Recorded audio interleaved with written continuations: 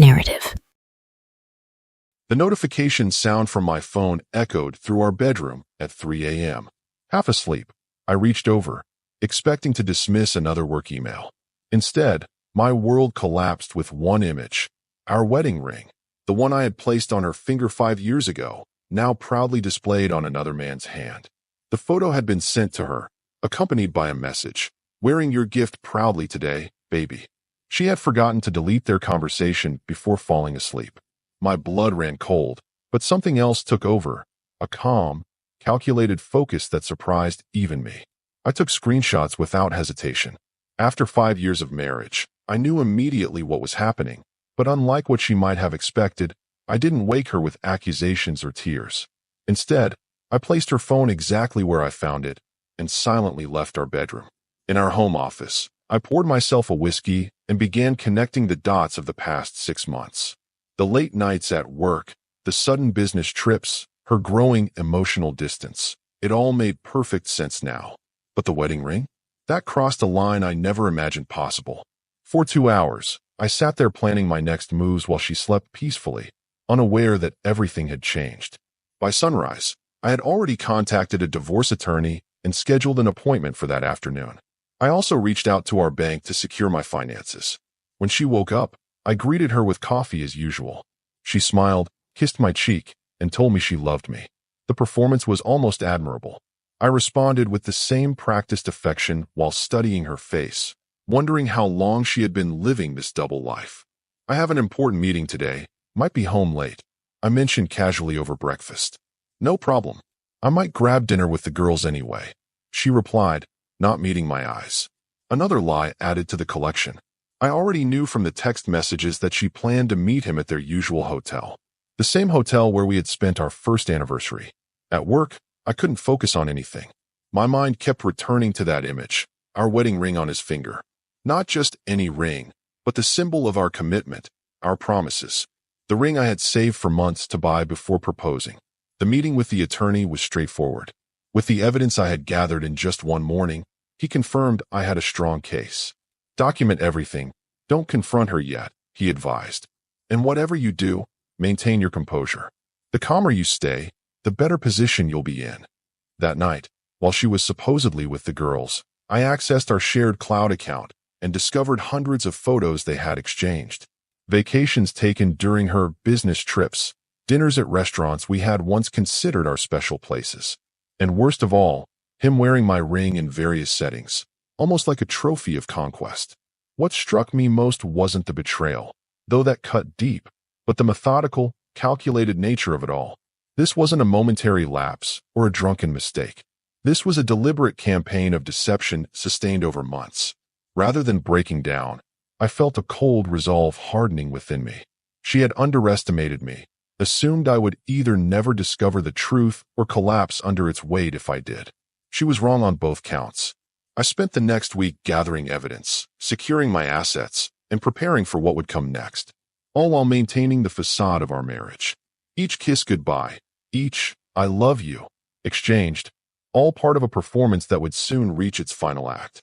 When she returned from her evening out, I greeted her with a glass of wine and asked about her night.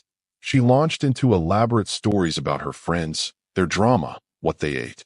I nodded and smiled, almost impressed by how effortlessly she could fabricate an entire evening. "Sounds like you had fun," I said, raising my glass to hers.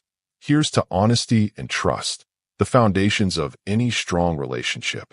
Her glass clinked against mine, and for just a second, I saw it, a flicker of unease behind her eyes. She knew something was coming. She just didn't know what, or that I was about to give her exactly the freedom she had been secretly begging for, just not in the way she expected. The next morning began my transformation. I woke up early, hit the gym, and arrived at work before anyone else. While everyone saw a man focused on his career, I was methodically executing a plan that would change everything. First step was financial disentanglement. I opened new accounts at a different bank and began transferring my personal savings. Not everything. That would alert her, just enough to secure my position. The joint accounts remained untouched for now. Everything by the book, everything documented. My attorney advised patience. Evidence gathering is crucial, he emphasized during our second meeting. The more comprehensive your documentation, the stronger your position. I listened carefully, taking notes while he explained how the courts viewed different types of evidence. That evening when she texted about another late meeting, I replied supportively. While she was gone, I installed recovery software on our home computer. Her password had remained unchanged since our second anniversary, my birthday with her initials. Predictable, just like her patterns of deception. What I discovered sickened me. Their affair hadn't started recently, as I'd initially thought. Email exchanges dating back 14 months revealed a relationship that began shortly after her promotion. The same promotion I had celebrated by taking her to Paris. The same trip where she claimed to have lost her wedding ring while swimming, prompting me to buy her a replacement, the very ring she had given to him. There were hotel receipts, flight bookings under her company account, and intimate messages discussing their future together. They even had plans for after she left me, waiting until the end of the fiscal year when her stock options fully vested. They had calculated the optimal time to discard me, like timing a market exit.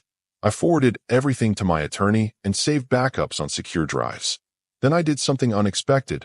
I went out and bought a small notebook. Inside it, I began writing every question I wanted to ask her, every accusation I wanted to throw, every expression of pain I needed to voice. But none of these words would ever reach her. This was for me alone. At dinner the following night, she asked why I seemed different. Just focused on the Anderson project, I replied smoothly. The team needs strong leadership right now. You work too hard, she said, reaching across to squeeze my hand affectionately. We should plan a getaway soon. Just the two of us. I smiled and agreed, wondering if she'd already planned to meet him during this hypothetical trip. The casual way she could suggest intimacy while actively betraying me was truly remarkable. In another life, she could have been an exceptional actress. The investigation continued for another 2 weeks. I discovered their routine, Tuesday and Thursday evenings, occasionally Sunday afternoons when she claimed to be at her sister's place. I tracked their favorite restaurant, the hotel they frequented, even the side of the bed he apparently preferred, my side. During this time, I also reconnected with old friends, including those she had subtly pushed out of our lives. My college roommate met me for drinks, concerned by my unusual call after years of silence. "Everything okay?" he asked, studying my face carefully. "Just reprioritizing some things," I answered truthfully, realizing who and what actually matters. As my evidence file grew, so did my inner strength.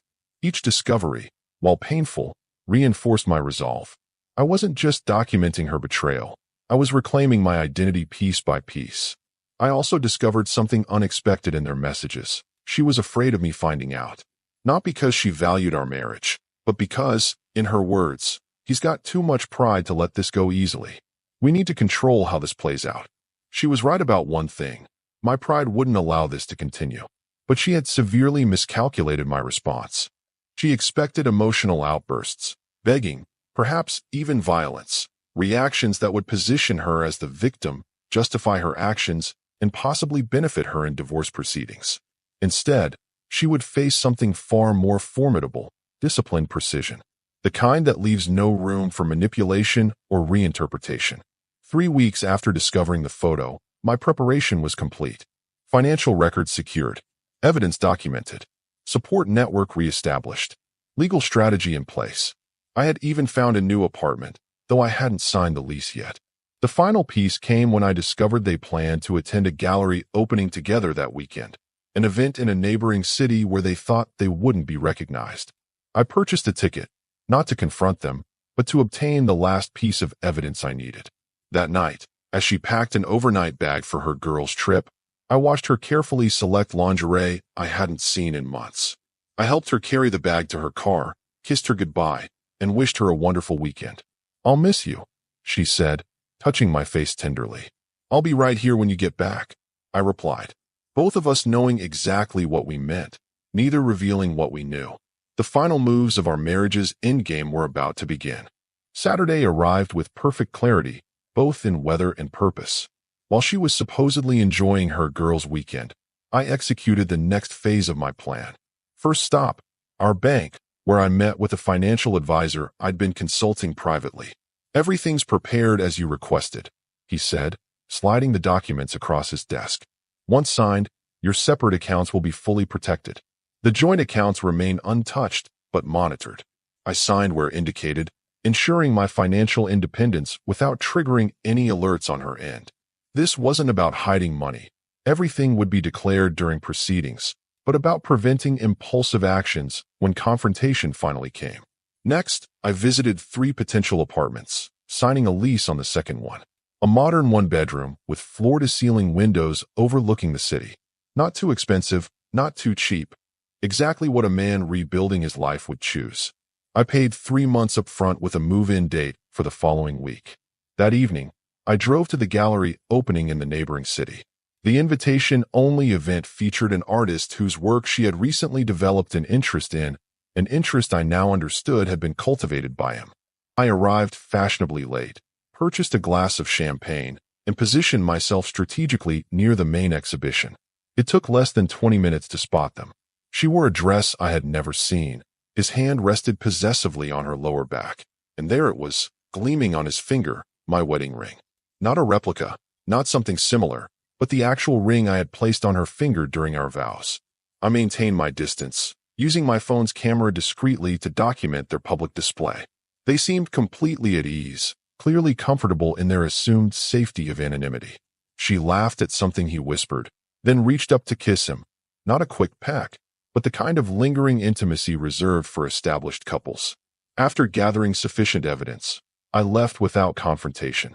The time wasn't right yet. On the drive home, I felt strangely calm. Seeing them together had somehow solidified my resolve rather than weakening it. The last traces of doubt or hesitation evaporated into the night air. Sunday morning, I met with my attorney again, providing the new evidence. He reviewed everything carefully, then looked up with something approaching admiration. Most clients who come through that door are emotional wrecks by this point, he observed. Your composure is remarkable. Emotion has its place, I replied, but not in strategic planning. We finalized the divorce papers, arranged for service of process, and discussed timing. The confrontation would happen before legal notification. I wanted to see her face when she realized what was coming. You understand that once this is filed, there's no turning back, he cautioned. There was no turning back the moment she gave away my wedding ring, I stated firmly. That afternoon, I began selectively removing personal items from our home. Irreplaceable documents, family heirlooms, items of sentimental value. Nothing she would immediately notice missing, but everything I couldn't bear to lose in the aftermath. These were secured in a storage unit rented under my brother's name. I also contacted our closest friends and family members, not to reveal the situation, but to arrange a dinner gathering for the following weekend. Just a casual get-together, I explained. It's been too long since we've all been in one room. Most agreed readily, unaware they were being invited to witness the final act of my marriage. When she returned Sunday evening, her face was flushed with the satisfaction of her weekend. She carried bags from exclusive boutiques, purchases she claimed were from amazing sales the girls found. I noticed the slight tin line on her ring finger where her wedding band should have been. How was your weekend? She asked, unpacking her bags with practiced casualness. Productive, I answered truthfully. Very productive. That night, as we prepared for bed, she was unusually affectionate, perhaps compensating for her guilt or simply riding the emotional high of her illicit weekend. I accepted her advances, maintaining our marital routine while mentally noting the irony of her renewed interest. Monday and Tuesday passed with deliberate normalcy. I went to work, attended meetings, made dinner reservations at her favorite restaurant for Wednesday evening. She seemed pleased by the unexpected midweek date night, mentioning how thoughtful I'd been lately. If she noticed any changes in my behavior, she misinterpreted them entirely. My quietness she read as contentment, my administrative tasks as career focus, my careful organization of documents as simple tidiness. She saw what she wanted to see, a husband comfortably unaware, a man securely under control. Wednesday morning, I confirmed the dinner reservation and arranged for a specific table, one offering privacy but visibility to other diners. I selected my attire carefully, the suit I'd worn when we first met, a subtle reminder of who I had always been. As I knotted my tie before the bathroom mirror, I studied my reflection. The man staring back was not broken, not diminished, but refined, sharper, more defined. This was not the end I had ever envisioned for us, but I was prepared to face it with dignity and purpose. I placed the final piece of my plan in my jacket pocket, a small envelope containing printed photographs of her betrayal, including the ring on his finger. No lengthy explanations needed, no dramatic accusations, just irrefutable evidence presented with calm finality. The stage was set. The next scene would play out exactly as I had designed it, not as she had planned. She believed she was in control of our ending, orchestrating a carefully managed exit on her terms. She was about to discover how profoundly mistaken she had been. Wednesday evening arrived with a certain poetic timing. Exactly 1 month from the day I discovered the photo of my wedding ring on another man's finger. I arrived at the restaurant early, confirmed our specific table, and ordered a bottle of champagne, not to celebrate, but to establish the tone. This would be a controlled demolition, not an emotional collapse. She arrived looking stunning, wearing the diamond earrings I had given her for our last anniversary. Her smile seemed genuine as she approached, kissing me lightly before taking her seat.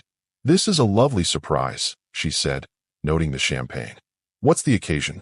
"Clarity," I replied, pouring 2 glasses. "To seeing things as they truly are." She raised an eyebrow but clinked her glass against mine. The waiter appeared, and we ordered our usual favorites. The conversation remained light through appetizers, work updates, gossip about colleagues, plans for the upcoming holiday season. To anyone observing, we appeared to be a happily married couple enjoying a midweek date. As our main courses arrived, I shifted the conversation. "I've been reflecting on our marriage recently." I began casually, cutting into my steak. "About the promises we made to each other." Her fork paused halfway to her mouth. "Oh, what brought this on?" "Just thinking about symbols," I continued, "particularly wedding rings. What they represent." Her face remained composed, but I caught the subtle tension in her shoulders. "That's rather philosophical for dinner conversation." "Perhaps. I've always found symbolism fascinating. Take your ring, for instance." I gestured toward her left hand, where her replacement wedding band gleamed. "It represents our commitment, our exclusivity to each other." She nodded slowly, caution entering her eyes. "Yes, of course. I've been wondering," I continued, taking a sip of water. "Do you think such symbols retain their meaning if they're given away? Transferred to someone else?" The color drained from her face. "Not completely. She was too controlled for that, but enough for me to know I had struck home." "I'm not sure what you mean," she replied, her voice steady but slightly higher than normal. That's when I placed the envelope on the table between us. Simple, white, unaddressed. I didn't push it toward her or draw attention to it with dramatic gestures. I simply left it there, a silent pivot point in our conversation. "Open it whenever you're ready," I said, returning to my meal with deliberate calm. Her fingers trembled slightly as she reached for the envelope. Inside were 5 photographs, carefully selected from hundreds. The first showed them entering the hotel together. The second captured them at dinner, hands intertwined across the table. The third showed her kissing him in the art gallery. The fourth was a close-up of my original wedding ring on his finger. The fifth was a copy of our marriage certificate with the divorce papers cover page beneath it. She stared at them for a long moment before looking up. Her eyes darted around the restaurant, suddenly aware of potential witnesses to this moment. "This isn't the place," she whispered urgently. "On the contrary," I replied evenly. "This is exactly the place. Public enough to ensure civility, private enough for dignity. I've always believed in finding the right balance."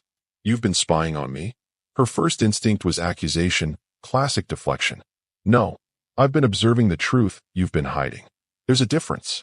I took another bite of my meal, chewing deliberately before continuing. "The divorce papers will be filed tomorrow morning. Your copies will be delivered to your office by courier before noon." Her mask began to crack, the carefully maintained facade of innocence giving way to calculation. I could almost see her processing strategies, weighing options, formulating a response that might salvage something from this unexpected turn. "You don't understand," she began, lowering her voice. "Things between us haven't been right for a long time. I was going to tell you, but you needed to wait until your stock options vested next quarter." I finished for her. "Yes, I know. I read that exchange too." Her eyes widened slightly. "You went through my private messages?" "Just as you went through our wedding vows," I countered smoothly. "I believe we're even. We need to discuss this privately." she insisted, glancing around again. You're acting impulsively. I almost laughed at the irony. There hasn't been a single impulse in anything I've done since finding that photo. Everything that will happen from this point forward has been carefully considered. You can't just throw away 5 years of marriage without trying to fix things, she argued, switching tactics. You gave away my wedding ring, I stated flatly. You didn't misplace it swimming in Paris. You deliberately gave it to him as some perverse trophy. That wasn't just breaking our marriage, it was mocking it. For the first time, genuine emotion flashed across her face. Not regret or remorse, but anger at being cornered, being exposed, being outmaneuvered. What do you want? She finally asked. Money? The house. Is this about punishing me?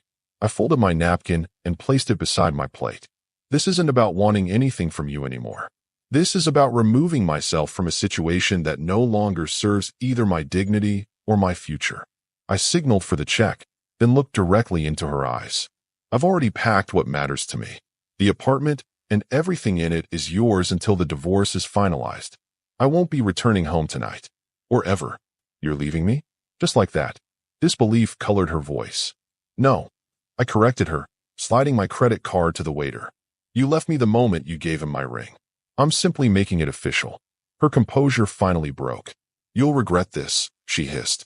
You think you've got everything figured out, but you haven't thought this through. What about everything we built together? What about our future? I signed the receipt and stood up, buttoning my jacket. Our future ended when you began planning yours with him. As for regrets, I only regret not seeing clearly sooner. That changes tonight. As I turned to leave, she grabbed my wrist. We should at least try counseling. We owe our marriage that much. Looking down at her hand, then back to her eyes, I delivered the line I had rehearsed only once. The time for trying was before you gave away my ring. This isn't a negotiation, it's a notification.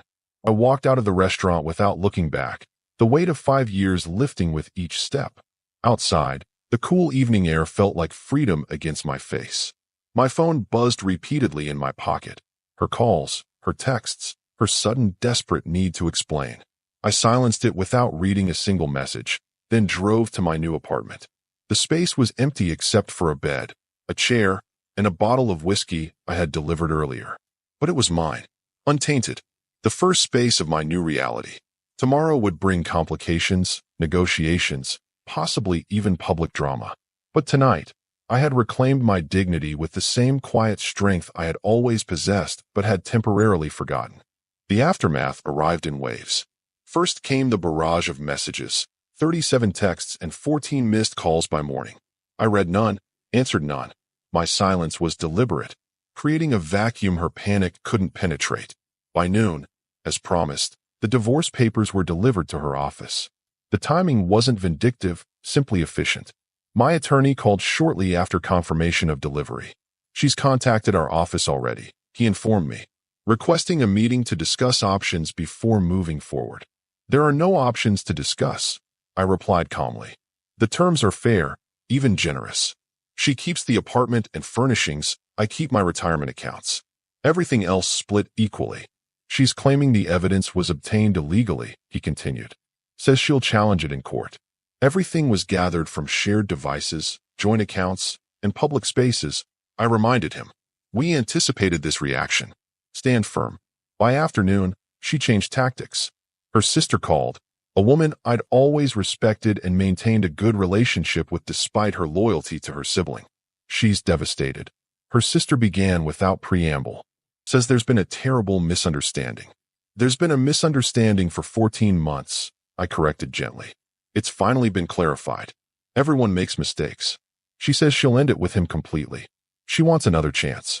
I paused before responding, ensuring my voice remained steady. The time for another chance was before she gave him my wedding ring. Please respect that this decision is final. Next came mutual friends, each carrying some variation of the same message. I was overreacting. Marriage required forgiveness. Everyone deserves redemption. With each conversation, I maintained the same composed clarity that had guided me since the discovery. That evening, she arrived at my new apartment. I didn't ask how she found the address. Her resourcefulness had never been in question. The building security called up, and I instructed them to allow her 5 minutes, no more. When she entered, Her appearance was carefully crafted for maximum emotional impact.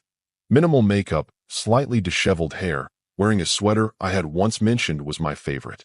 Her eyes were red-rimmed, her hands clutching a small gift bag. "You didn't answer any of my calls," she began, her voice soft and wounded. "There was nothing left to discuss," I replied, remaining standing, maintaining distance. "The restaurant conversation was our last. You didn't give me a chance to explain." She stepped forward. I stepped back. Explanations are for misunderstandings. This situation is perfectly clear. She looked around the sparse apartment. "So this is it. You're throwing away everything we built over one mistake." 14 months isn't a mistake. It's a campaign. And giving away our wedding ring wasn't an error in judgment. It was a deliberate act of disrespect. Her expression hardened slightly before she controlled it. The ring was symbolic. I needed him to understand my commitment to our relationship. The absurdity of her statement nearly broke my composure. By giving him the symbol of your commitment to me, that explanation is worse than silence would have been. She opened the gift bag, removing a small box. Inside was my original wedding ring. "I got it back," she whispered, "to show you how serious I am about fixing this." I didn't touch it. That ring no longer holds meaning. It's been compromised. Like our marriage. "You're being cold. This isn't the man I married." Her first direct attack, designed to make me question my character, my approach. "The man you married believed in loyalty and respect. He still does. That's why he's standing here now, maintaining boundaries you repeatedly violated." Her tactics shifted again, tears forming. I made a horrible mistake. I was confused, feeling neglected. "He meant nothing. You're everything to me. If I was everything, there would never have been someone else wearing my ring. What will it take?" Frustration edged into her voice. "What do I need to do to prove I'm sorry?" "Nothing. Because this isn't about punishment or penance. It's about consequences and closure." She moved closer, reaching for my hand. I stepped back again.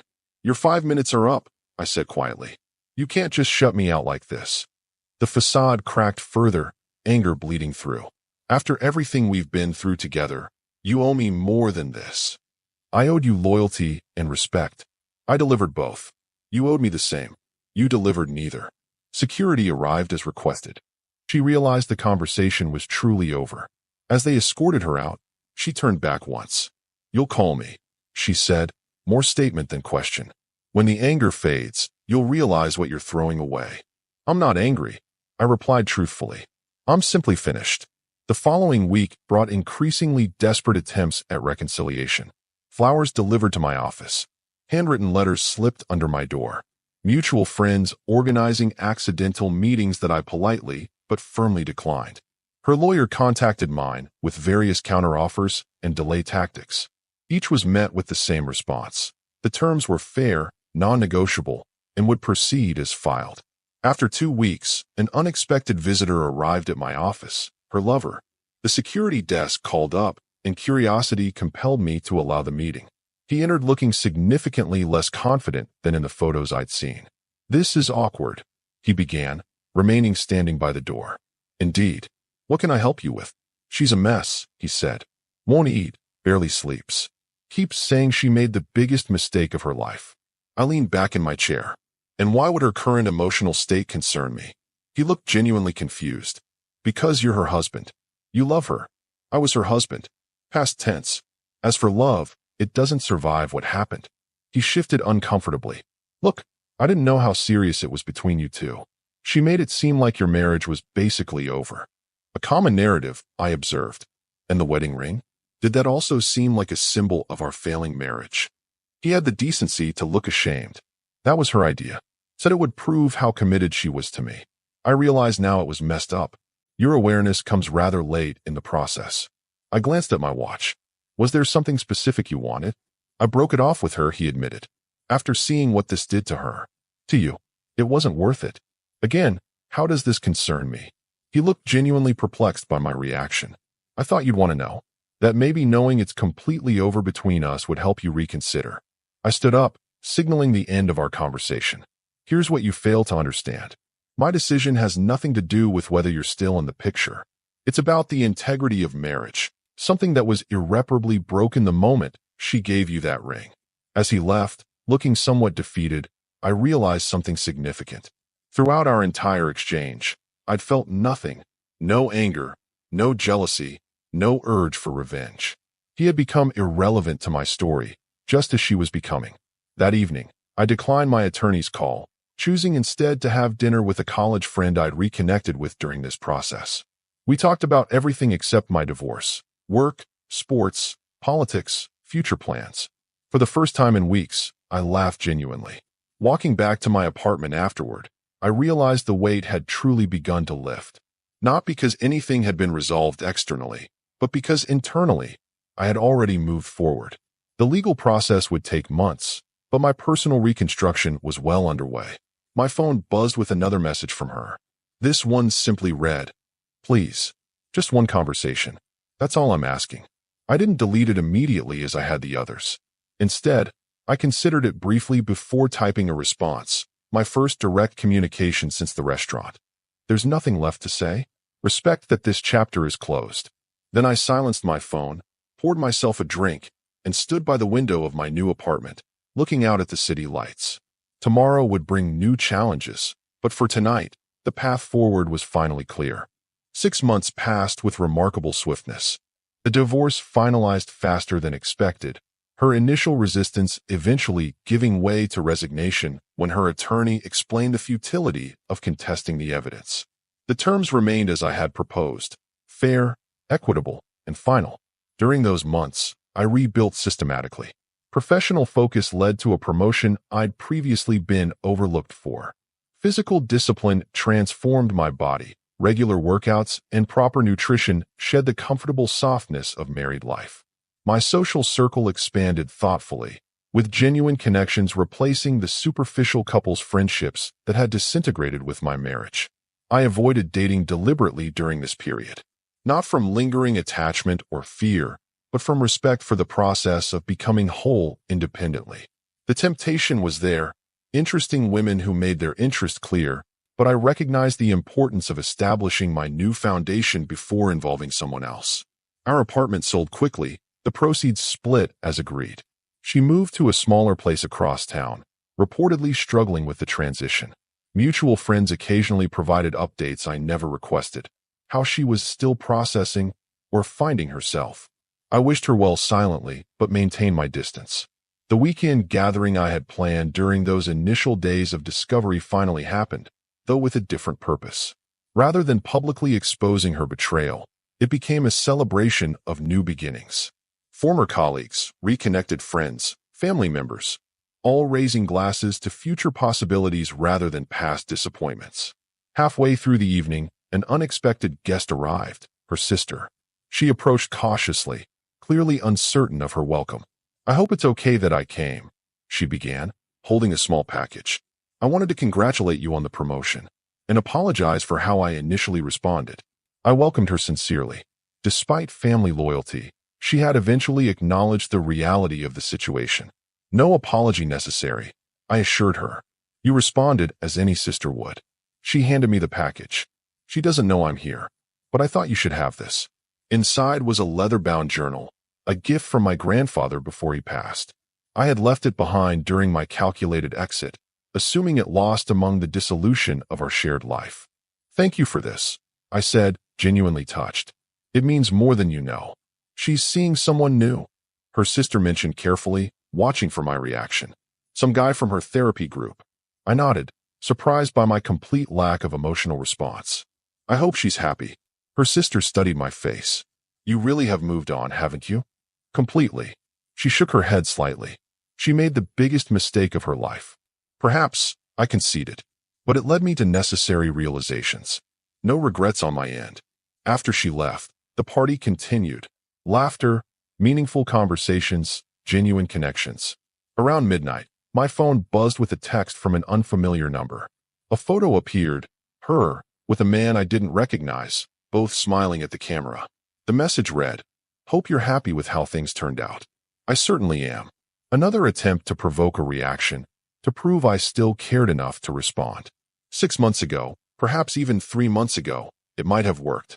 Now it seemed almost childish, a transparent bid for attention I no longer felt compelled to provide. I blocked the number without responding and rejoined my guests. The following week brought professional triumph. A project I had championed finally receiving full backing from the executive team.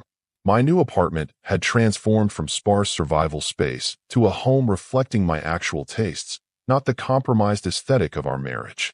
That Friday evening, I met a colleague for dinner, an intelligent woman I had worked with peripherally for years, but only recently come to know properly. Our conversation flowed naturally, touching on everything from literature to travel plans. No dramatic sparks or instant attraction, just genuine interest and comfortable respect. As we finished dinner, she mentioned casually, "This was nice. We should do it again sometime." "I'd like that," I replied honestly. Walking her to her car, I realized something profound had shifted. The hyper-awareness of my divorce had finally faded. It had become simply something that happened rather than something that defined me. Later that night, a knock at my door revealed an unwelcome visitor. She stood there, slightly unsteady, clearly having had several drinks. "You never responded to my text," she said accusingly. "I blocked the number," I replied calmly. Our communication ended with the divorce. She stepped forward, attempting to enter. I remained firmly in the doorway, blocking access. "You think you're so much better than me," she slurred slightly. "With your new job and new apartment. I hear you're dating already." "This conversation serves no purpose," I stated firmly. "Please leave before this becomes uncomfortable for both of us." "Don't you want to know if I'm happy?" she demanded. "Don't you care at all?" I considered her question seriously before answering. "I want you to be well. But your happiness is no longer my concern, just as mine is no longer yours." "So cold," she whispered. "You've become so cold." "Not cold. Clear. There's a difference." She leaned against the doorframe. "I miss you sometimes. Miss what we had. What you miss no longer exists. It ended the moment you gave away my ring." Her expression hardened. "You're never going to let that go, are you? One mistake in you." "This conversation is over," I interrupted firmly. "Good night." As I began closing the door, she placed her hand against it. "Do you know what he told me? Your replacement? He said I was too damaged to love properly. That I'd never be happy because I don't know what I want." I regarded her with genuine clarity. "Perhaps that's something to explore with your therapist, not your ex-husband." "You think you've won," she said, anger replacing vulnerability. "That you've come out on top." "This was never a competition," I replied evenly. "Just two people making choices and living with their consequences." I closed the door firmly but not violently, then listened as her footsteps eventually retreated down the hallway. Returning to my living room, I glanced at the framed photo now sitting on my bookshelf, myself surrounded by friends at a recent hiking trip, all of us laughing at some forgotten joke. My smile in the image was genuine, my eyes clear. It was the face of a man who had navigated loss without being consumed by it. My phone chimed with a message from my dinner companion. "Thanks for a lovely evening. Looking forward to next time." I replied simply, "The pleasure was mine." Friday works perfectly. Setting down my phone, I walked to the window overlooking the city. The view wasn't particularly spectacular, but it was mine, chosen deliberately, paid for honestly, enjoyed completely. Like every aspect of my life now, the revelation she had tried to use as a weapon, that I had become cold, couldn't have been further from truth. I hadn't frozen my capacity for feeling, I had refined it, distinguished between genuine connections and manipulative entanglements, between authentic emotion and performative displays. What she interpreted as coldness was actually something far more powerful, the quiet strength of a man who knew exactly who he was, what he deserved, and how to protect his peace without apology. That strength had always been within me. It had simply taken the ultimate betrayal, seeing my wedding ring on another man's finger, to fully awaken it. And now that it was awake, nothing would ever put it back to sleep again. Our story has come to an end. If you've made it this far, how about subscribing to our channel? It helps us immensely. I've selected 2 other videos for you that I'm sure you'll enjoy. Feel free to click on them. I'll be waiting for you in the next story. See you soon.